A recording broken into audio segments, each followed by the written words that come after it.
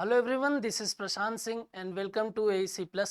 मैं आशा करता हूं कि आप सभी ठीक होंगे और आपकी पढ़ाई बेहतर तरीके से चल रही होगी। आप याद रखिए कि अगर आप मेहनत कर रहे हैं और आप लगातार पूरी ईमानदारी से मेहनत कर रहे हैं तो आपको सक्सेस तक पहुंचने से फिर कोई नहीं रोक सकता सिवाय आपके। बोले सर, हम अपने आप को क्यों रोकेंगे? तो एक चीज याद रखिए कि अगर आप उस रास्ते पर चलते हुए आप एक समय के बाद में ये लगने लगे कि सर अब नहीं हो पाएगा, अब हम नहीं कर पाएंगे, और आप हार मान लेते हैं, तो फिर वहां से मुश्किल जो है वो चालू हो जाएगी। तो आपको बस ये करना है कि आपको पूरे ईमानदारी के साथ में अपना प्रिपरेशन, अपनी तैयारी जो है वो करनी है। आपको हार नहीं मानना है। क्यों? क्योंकि आज मेरे पास जो आपके लिए लाइन है उससे एक मैसेज मैं आपको ये देना चाहूंगा कि कभी हार ना मानने की आदत ही एक दिन बड़ी जीत दिलाती है। तो जो लोग लगे हुए हैं, जो लोग, आप देखिए कि एक टाइम तक, मतलब किसी की किस्मत बहुत अच्छी है, किसी ने पढ़ाई जो है वो बहुत बेहतर की है तो उसका एग्जाम बहुत जल्दी निकल गया, किसी को थोड़ी ज़्यादा मेहनत की ज़रूरत है तो वो लगा हुआ है। लेकिन आप देखिए कि एक टाइम के बाद में अगर वो ईमानदारी से अपनी प्रिपरेशन कर रहा है, अगर उसने हार नहीं मानी है, तो उसका रिजल्ट आपको आपके सामने जरूर दिख रहा होगा कि हाँ भाई, इसको ये पोस्ट मिली है, ये यहाँ पर हो गया। तो आप भी लगे रहिए, आप भी प्रयास करते रहिए, पढ़ाई करते रहिए, और जरूरी है कि ईमानदार बने रहिए अपने काम में, अपनी पढ़ाई में। राइट। आइए देखें कि लास्ट क्लास में मैंने आपसे जो क्वेश्चन ऑफ द डे पूछा था, आखिर वो क्या था। तो यहाँ पर अगर हम बात करें तो who has become the new chief justice of the Telangana high court, Telangana उच्च न्यायालय के नए मुख्य न्यायाधीश जो है वो किसे नियुक्त किया गया है? तो अगर मैं आपको बताऊं तो अभी राष्ट्रपति जी ने 4 जगहों पर, 4 उच्च न्यायालयों में जो जस्टिस, चीफ जस्टिस हैं, अगर हम यहाँ पर देखें तो उनको क्या किया है, जस्टिस को यहाँ पर अपॉइंट किया है। और वो कौन कौन है तो आप देखिएगा। तो पहले यहाँ पर अगर हम बात करें तेलंगाना की, तो उनका नाम है जस्टिस आलोक अराधे, है ना। और राष्ट्रपति ने 4 नए उच्च न्यायालय के मुख्य न्यायाधीशों की नियुक्ति की है। कौन कौन है तो आप सिर्फ नाम याद रखिए, आपको ये पता चल गया कि सर तेलंगाना जो है वहां पर कौन है, आलोक अराधे हैं। राइट, आगे बात करते हैं। न्यायमूर्ति सुनीता अग्रवाल कहाँ की? Gujarat high court. नेक्स्ट अगर हम बात करें तो न्यायमूर्ति सुनीता अग्रवाल गुजरात हाई कोर्ट की नई मुख्य न्यायाधीश बनी है और वर्तमान में उच्च न्यायालय की एकमात्र महिला मुख्य न्यायाधीश हैं। ये इसलिए इंपॉर्टेंट हो जाती है। अगर आपसे ये भी पूछ ले कि सर गुजरात उच्च न्यायालय की मुख्य न्यायाधीश कौन है, तो भी आपको पता होना चाहिए कि उनका नाम सुनीता अग्रवाल है। और अगर आपसे ये पूछे कि भारत की एकमात्र उच्च न्यायालय की जो न्यायाधीश है उनका क्या नाम है, तो आप बताइए कि सर उनका नाम भी सुनीता, न्यायमूर्ति सुनीता अग्रवाल। बात समझ में आ रही है?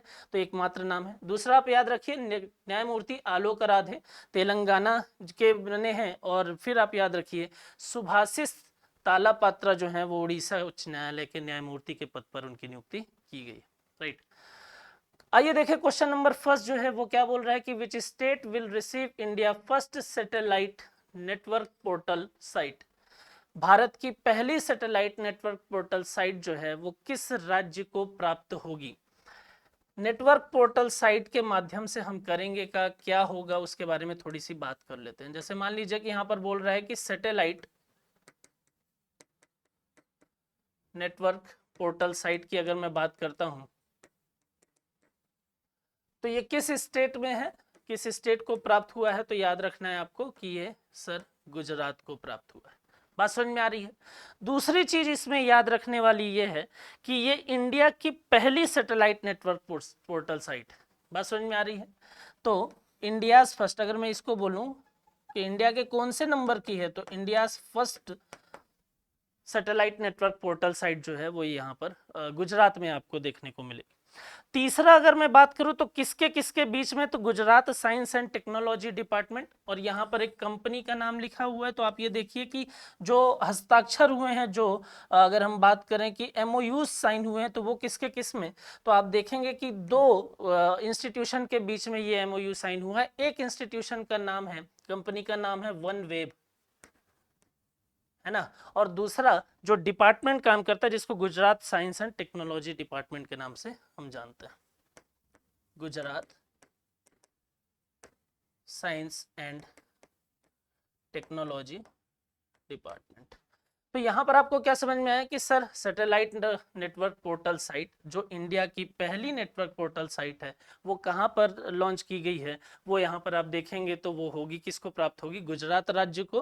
किसके बीच में ये एमओयू हस्ताक्षर हुए हैं, एमओयू साइन हुए, तो Gujarat science and technology department और वन वेब नाम की जो कंपनी है उसके बीच में ये हस्ताक्षर हुए हैं। अब बात आती है कि सर इसका ऑब्जेक्टिव क्या है, इसका उद्देश्य क्या है। तो इसके उद्देश्य की अगर मैं बात करता हूं तो देखिए, सबसे पहले इंडिया में अभी एक प्रोग्राम चल रहा है पिछले कुछ सालों से जिसको हम बोलते हैं डिजिटल इंडिया। अब डिजिटल इंडिया के तहत हम चीजों को क्या कर रहे हैं, थोड़ा सा डिजिटल कर रहे हैं। तो यहां पर इसके तहत क्या बोला जा रहा है कि इसके माध्यम से हम क्या करेंगे, हम विलेज, जनपद पंचायत,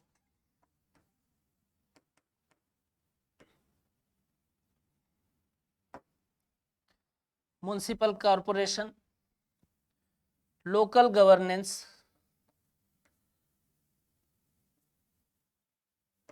ठीक, लोकल इंस्टीट्यूशंस, बात समझ में आ रही है।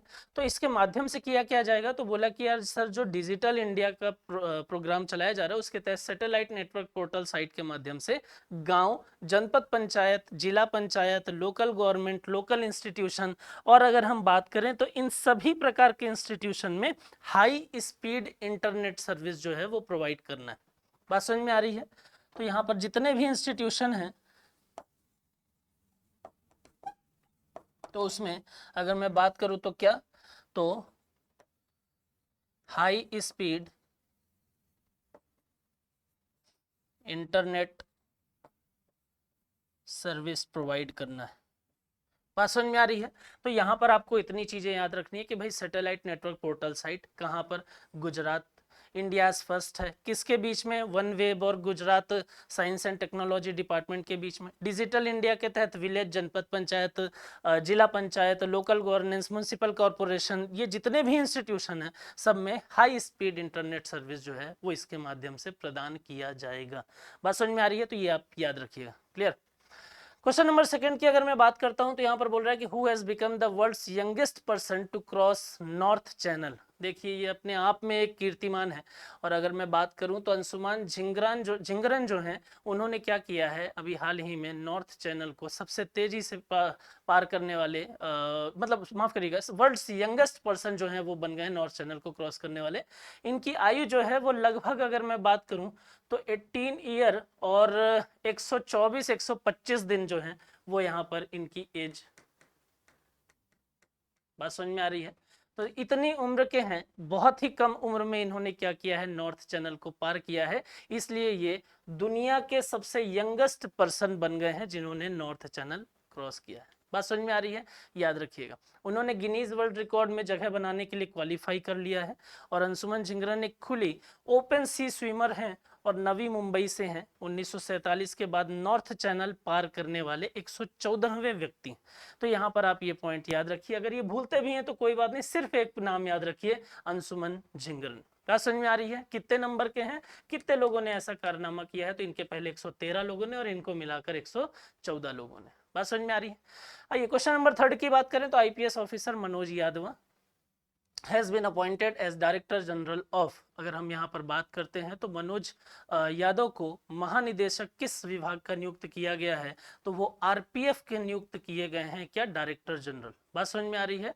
तो वो रेलवे, अगर हम बात करें तो रेलवे प्रोटेक्शन फोर्स या रेलवे सुरक्षा बल के डायरेक्टर जनरल के तौर पर अपॉइंट किए गए हैं। कहाँ के हैं, तो हरियाणा कैडर के हैं और 1988 बैच के ये आईएएस ऑफिसर। बात समझ में, माफ करिए, IPS officer. Okay. Question number 4 की अगर मैं बात करता हूं तो which of the following statement is correct about the heat index. Heat index का मतलब क्या होता है, हीट इंडेक्स क्यों जारी किया जाता है, ये पहले चीज तो ये देख लीजिए कि इसको जारी कौन करता है।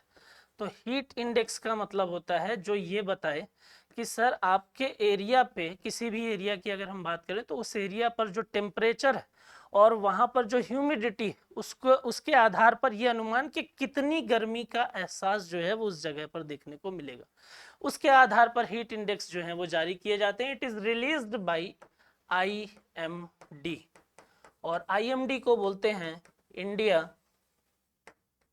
मेट्रोलॉजिकल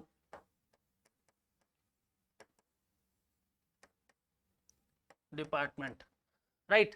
तो यहां पर क्या बोल रहा है कि हीट इंडेक्स जो है वो कौन रिलीज करता है, हीट इंडेक्स रिलीज करता है आईएमडी, इंडिया मेट्रोलॉजिकल डिपार्टमेंट। और जिसके हेड कौन है, तो अगर मैं आईएमडी की अभी बात करता हूं तो यहां पर अगर आप देखेंगे तो आईएमडी के जो हेड हैं उनका नाम है मृत्युंजय महापात्र, राइट। आईएमडी के जो हेड हैं उनका नाम है डॉक्टर मृत्युंजय महापात्रा, राइट। तो इसमें आप ये याद रखेंगे। दूसरा एक चीज इसमें याद रखिए कि इसमें जो भी डेटा रिप्रेजेंट करते हैं वहां पर कलर से चीजों को डिनोट करते हैं। वहां पर अगर हम बात करें तो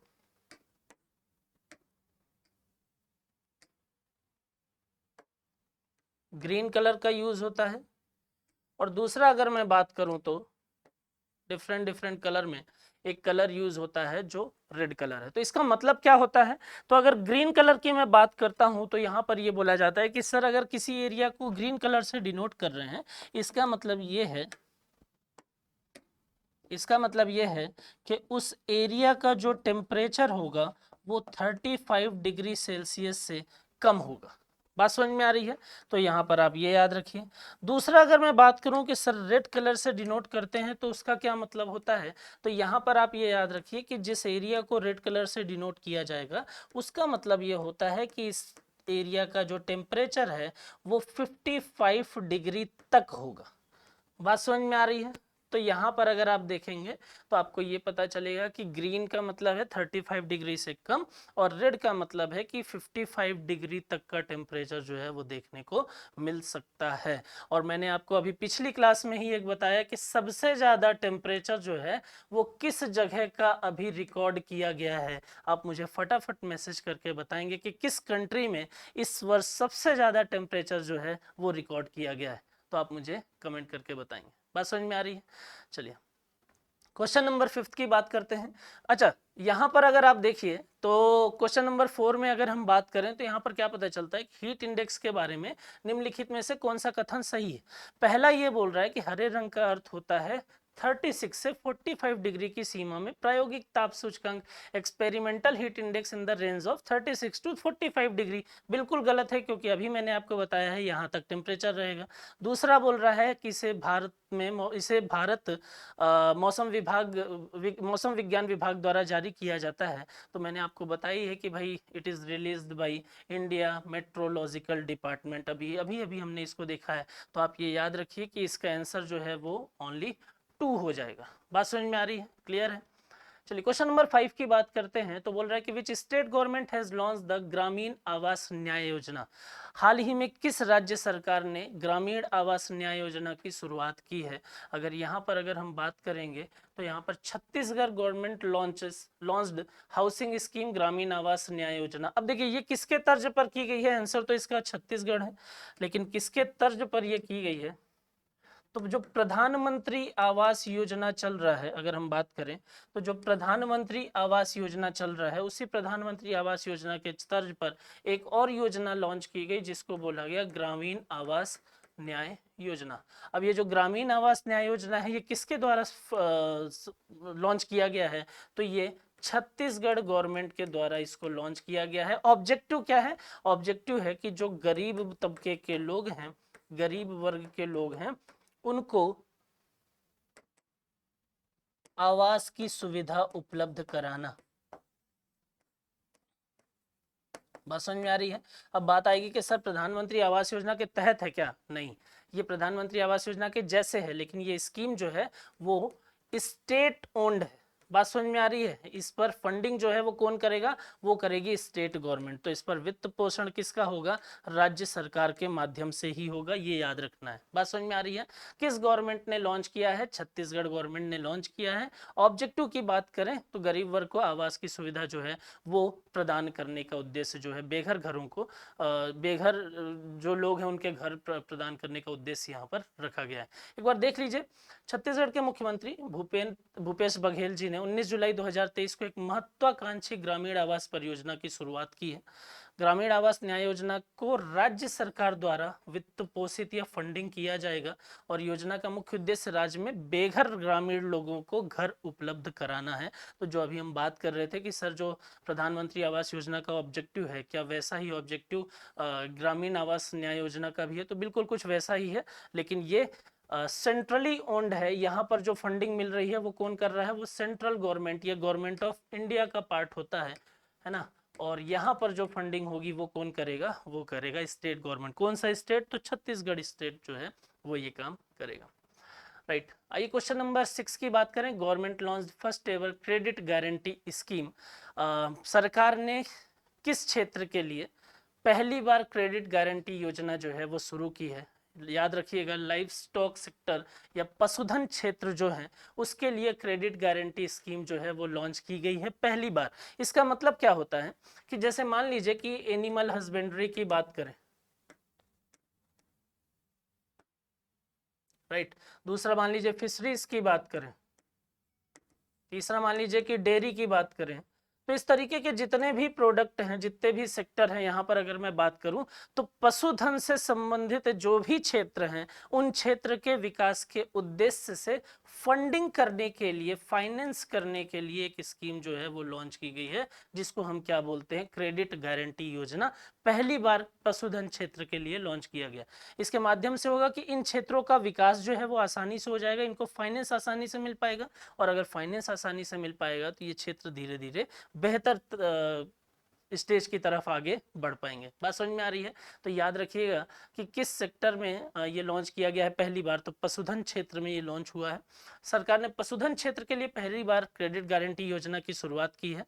और योजना का ऑब्जेक्टिव की अगर बात करें तो ऋण वितरण प्रणाली को मजबूत करना है और पशुधन क्षेत्र में शामिल एमएसएमई सेक्टर या micro small and medium enterprises जो भी हैं उनको ऋण के सुचारू प्रवाह की व्यवस्था जो है वो सुनिश्चित करना है। जितना ज़्यादा फंडिंग मिलेगा, जिस तरीके से बेहतर फंडिंग मिलेगा, उस सेक्टर का काम भी बेहतर होगा और वहाँ पर आप देखेंगे कि रिजल्ट बेहतर होगा। वहाँ पर आप देखेंगे कि वो सेक्टर कंट्रीब्यूट, जीडीपी में कंट्रीब्यूशन उसका जो है वो भी बेहतर होगा और सेक्टर पूरा का पूरा ग्रोथ भी करेगा। तो आप याद रखिए कि पशुधन क्षेत्र के विकास के उद्देश्य से सुचारू रूप से उसको फंडिंग या फाइनेंस प्रोवाइड करने के उद्देश्य से ये स्कीम जो है वो पहली बार लॉन्च की गई। क्वेश्चन नंबर 7 की मैं बात करता हूं यहाँ पर। To boost domestic supply and keep retail prices under control, government has prohibited export of घरेलू। देखिए क्या होता है कि जैसे मान लीजिए मैं ये बोलता हूं कि यार यहाँ पर कुछ चीजों का उत्पादन हुआ, अब इन चीजों का उत्पादन यहाँ पर कितना हुआ है? 100 यूनिट, है ना। और यहाँ पर आप क्या कर रहे हो? आप 30 या 50 यूनिट का या 60 यूनिट का आपने क्या किया?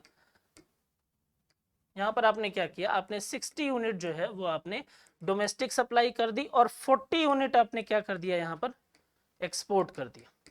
जब आप चीजों को एक्सपोर्ट करते हो तो वो बेहतर है, वो देश के लिए बढ़िया है कि यार कंट्री में फॉरेन रिजर्व जो है वो बढ़ेगा, अंतरराष्ट्रीय व्यापार बढ़ेगा, तो हमारे देश की अंतरराष्ट्रीय स्तर पर स्थिति सुधार होगी। लेकिन कभी कभी सिचुएशन किस प्रकार की बनती है कि आपकी डोमेस्टिक डिमांड फुलफिल नहीं हुई, उसके बावजूद अगर आपने एक्सपोर्ट कर दिया तो वहां पर समस्या ये होता है कि आपकी कंट्री से एक्सपोर्ट तो बढ़ गया, लेकिन जो डोमेस्टिकली अगर आप इसको देखते हैं तो डोमेस्टिक लेवल पर यह समझ में आता है कि डोमेस्टिकली डिमांड के फुलफिल ना होने के कारण इसकी प्राइस जो है वो क्या होती चली जाएगी? प्राइस में इंक्रीमेंट होता चला जाएगा। तो ये समस्या है ना। तो यहाँ पर अभी हाल ही में डोमेस्टिक सप्लाई और कीप रिटेल प्राइस को अंडर कंट्रोल रखने के लिए अगर हम बात करें तो वहां पर गैर बासमती सफेद चावल या नॉन बासमती व्हाइट राइस की अगर बात करूं तो उस पर सरकार ने क्या किया है? निर्यात पर प्रतिबंध लगाया है। अब निर्यात पर प्रतिबंध लगाने से क्या होगा? यहाँ पर ये जो प्रोडक्शन हुआ उसकी सप्लाई कहाँ होगी? यहीं पर हो जाएगी। जैसे ही सप्लाई होगी तो प्राइस में डिक्रीमेंट हो जाएगा।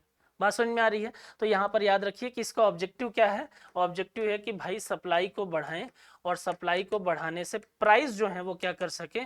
कंट्रोल में कर सके। बात समझ में आ रही है? तो ये याद रखिएगा। तो किस प्रोडक्ट पर उन्होंने अभी हाल ही में बैरियर जो है वो लगाए हैं और एक्सपोर्ट जो है उस पर प्रतिबंध लगाए हैं, तो वो प्रोडक्ट है नॉन बासमती व्हाइट राइस। बात समझ में आ रही है? तो उसको एक्सपोर्ट पर प्रतिबंध लगाकर आप अपने डोमेस्टिक प्रोडक्शन जो है उसको या डोमेस्टिक डिमांड जो है उसको फुलफिल कर सकते हैं, और जैसे डोमेस्टिक डिमांड फुलफिल होगी आपका प्राइस जो होगा, रेट जो होगा वो अपने आप कम हो जाएगा। यही तो ऑब्जेक्टिव है इसका। बात समझ में आ रही है। क्वेश्चन नंबर 8 की अगर मैं बात करूं तो यहाँ पर बोल रहे हैं in which state the countries first e sport and break dance academy will be set up. Break dance का नाम सुनते ही हमारे दिमाग में अलग अलग जो डांसर हैं उनके आपके अलग अलग मतलब आपके माइंड में अलग अलग डांसर जो हैं वो आ जाते हैं। अब आपको लगता है कि सर ये साइन तो कुछ जाना पहचाना लग रहा है ना, ये 5 सर्कल जो दिखाई दे रहे हैं ये कुछ जाना पहचान लग रहा है, लेकिन ब्रेक डांस जैसी चीजें जो हैं वो इसका क्या मतलब है, यहाँ पर अगर देखें तो इसका इन दोनों का रिलेशन क्या है आखिर। तो याद रखिए कि अभी हाल ही में जो ई स्पोर्ट और ब्रेक डांस एकेडमी स्थापित की गई है वो मध्य प्रदेश के भोपाल में स्थापित की गई है ना। वो कहाँ स्थापित की गई है, वो मध्य प्रदेश के भोपाल में स्थापित की गई है। और दूसरा अगर बात करें तो यहाँ पर जो एक्सपर्ट चाहिए तो उनकी एक्सपर्ट जो है वो कहाँ से बुलाए हैं, तो वो बुलाए हैं भाई अमेरिका से। ठीक है, एक्सपर्ट जो हैं वो कहाँ से आए हैं सिखाने के लिए, वो आए हैं अमेरिका से। और यहाँ पर ट्रेंड किया जाएगा लोगों को, और ट्रेंड इन द सेंस की अगर बात करेंगे इस एकेडमी में सभी लोग आएंगे और अपने अपने कुछ 60 सेकंड का टाइम दिया जाएगा, कुछ उनको परफॉर्म करने पड़ेंगे और उसके आधार पर अगर आप देखेंगे उनके परफॉर्मेंस के बेसिस पर अगर आप देखेंगे तो वहाँ से लोगों को, वहाँ से खिलाड़ियों को चुना जाएगा और उनका कहाँ भेजा जाएगा, तो 2024 में होने वाले पेरिस ओलंपिक में ब्रेक डांस ब्रेकिंग के नाम से वहां पर इसको खेला जाएगा, या वहां पर जो खिलाड़ी हैं वो वहां पर उसका हिस्सा लेंगे। तो पेरिस 2024 में होने वाले पेरिस ओलंपिक में ब्रेक डांस ब्रेकिंग जो है वो भी वहां पर हिस्सा लेंगे। बात समझ में आ रही है। तो यहाँ पर आप याद रखिए कि मध्य प्रदेश में कहाँ पर, तो मध्य प्रदेश में भोपाल में break dance academy and e sport. Right. Question number 9 की बात करें, who has won the men single title at the Wimbledon open 2023। किसने विंबलडन ओपन 2023 में पुरुष एकल का खिताब जीता है। अपने आप में ख्याति प्राप्त की है इन्होंने और ऐसे प्लेयर को हराया है जो लगातार कुछ टाइम से लगातार प्लेयर मतलब टॉप पर बैठे हुए थे। तो इनका नाम है, अगर मैं बात करूं तो इनका नाम है कार्लोस अल्कराज। और कार्लोस अल्कराज ने अगर हम बात करें तो किसको हराया है, उन्होंने हराया है नोवाक जोकोविच को। बात समझ में आ रही है। अब यहाँ पर अगर मैं बात करूं कि सर ये जो विंबलडन ओपन है ये क्या है, तो मैंने आपको पहले भी यहाँ पर समझाया हुआ है, मैंने आपको पहले भी समझाया हुआ है कि भाई टेनिस से रिलेटेड अलग अलग फेमस टूर्नामेंट जो हैं वो होते हैं। और उसमें मैंने आपको ये बताया था कि डिफरेंट डिफरेंट टूर्नामेंट, मैंने आपको 4 फेमस बताए थे कौन कौन से टूर्नामेंट होते हैं, और वो नाम कभी कभी अलग अलग एग्जाम में पूछ लेता है। तो आप मुझे फटाफट, क्योंकि मैं पहले बता चुका हूँ इसलिए मैं वापस इन चीज़ों को रिपीट नहीं कर रहा हूँ, आप मुझे मैसेज करके ये बताएंगे, आप मुझे फटाफट मैसेज करके बताएंगे कि ये टेनिस टूर्नामेंट के 4 फेमस जो टूर्नामेंट हैं वो कौन कौन से हैं, जिसमें से एक विंबलडन ओपन। बात समझ में आ रही है। तो आप फिलहाल ये याद रखिए कि नोवाक जोकोविच को हराकर और विंबलडन ओपन में अभी खिताब जीता है वो, उनका नाम है Carlos Alcaraz. Right. Question number 10 की अगर हम बात करें, रोजर पे India has launched it's first international payment gateway in which country. अगर हम बात करें तो रोजर पे इंडिया ने अभी मलेशिया में अपना पहला अंतरराष्ट्रीय भुगतान गेटवे जो है वो देश में लॉन्च किया है। और किसके साथ मिलकर किया है, तो उसकी अगर हम बात करते हैं तो वहां पर आप देखेंगे अगर, तो रोजर पे ने अगर आप यहाँ पर देखिए तो उभरते करलेक है ना, यहाँ पर अगर आप देखें किसके साथ में मिलकर, करलेक के साथ में मिलकर। इसीलिए पिछले साल फरवरी में रोजर पे ने मलेशिया स्थित स्टार्टअप में बहुमत हिस्सेदारी हासिल कर ली थी, जिसे अब करलेक बाय रोजर पे के नाम से जाना जाता है। इससे होगा क्या, इससे ये होगा कि इनका एरिया जो है वो बढ़ेगा, इसके इनका दायरा जो है वो बढ़ेगा, और दायरा बढ़ेगा तो इनका जो काम होगा वो भी काफ़ी बेहतर होगा। बात समझ में आ रही है। तो यहाँ पर इन्होंने कहाँ पर लॉन्च किया है, तो ये मलेशिया में लॉन्च किया इंटरनेशनल पेमेंट। ये हमारे 10 क्वेश्चन थे। ठीक है, आई होप कि आपको चीज़ें जो हैं वो समझ में आई होंगी। आइए देखें जो आपके लिए क्वेश्चन ऑफ द डे है वो क्या है। तो यहाँ पर बोल रहा है कि in which states Tulja Bhavani temple the dress code has been implemented for the devotees. काफी न्यूज में था ये, है ना, काफी न्यूज में था और लगातार न्यूज में बना हुआ भी है। किस राज्य के तुलजा भवानी मंदिर में श्रद्धालुओं के लिए ड्रेस कोड लागू किया गया है। बात समझ में आ रही है। तो फटाफट आप मुझे ये भी मैसेज करके बता दीजिए कि सर मध्य प्रदेश, महाराष्ट्र, राजस्थान, हरियाणा में से किस जगह पर मंदिर में जो डिवोटीज हैं उनके लिए ड्रेस कोड लागू किया गया। बात समझ में आ रही है। चलिए, तो फिर आज के लिए इतना काफ़ी है। आप पढ़ाई करते रहिए, खुश रहिए। Thank you so much.